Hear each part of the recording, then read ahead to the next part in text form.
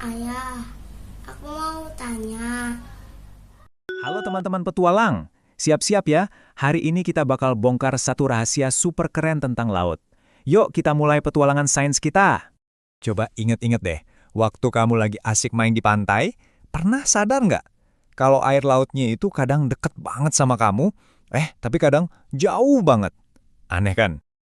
Nah, fenomena air laut yang naik turun ini tuh kayak sebuah misteri besar di pantai.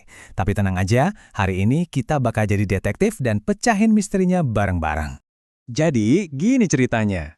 Waktu air lautnya naik, itu namanya air pasang. Nah, hati-hati, ombaknya bisa sampai ngerusak istana pasir yang udah susah payah kamu bikin. Terus, kalau air lautnya lagi turun, itu disebutnya air surut. Ini kesempatan emas. Kamu jadi bisa jalan lebih jauh ke tengah buat cari kerang-kerang yang cantik. Oke, jadi nama ilmiah buat kejadian naik turunnya air laut ini adalah pasang dan surut. Coba deh sebutin, pasang dan surut. Keren kan? Kamu sekarang udah tahu istilah sainsnya loh.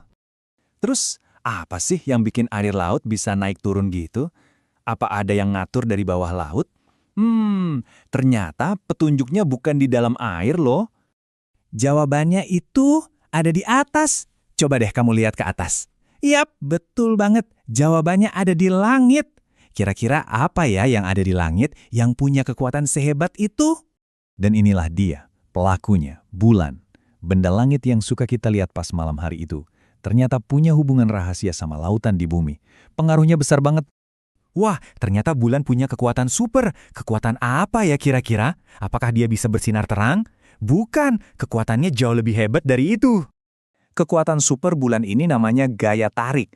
Bayangin aja bulan itu kayak magnet raksasa di angkasa. Dia punya kekuatan yang gak kelihatan buat narik-narik air laut di bumi biar deketin dia. Keren banget ya. Nah, karena ditarik-tarik sama bulan pakai kekuatan supernya itu, air laut di seluruh dunia jadi ikutan bergerak. Seolah-olah lagi nari, ngikutin alunan musik dari bulan.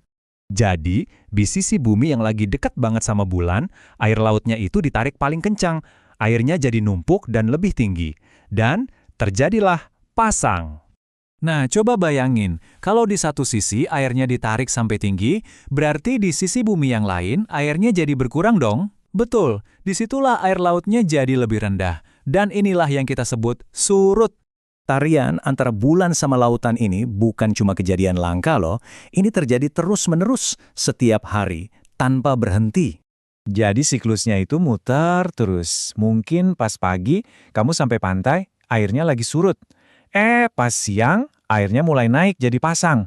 Sorenya bisa jadi pasang paling tinggi. Terus pas malam, airnya turun lagi jadi surut. Begitu terus setiap hari.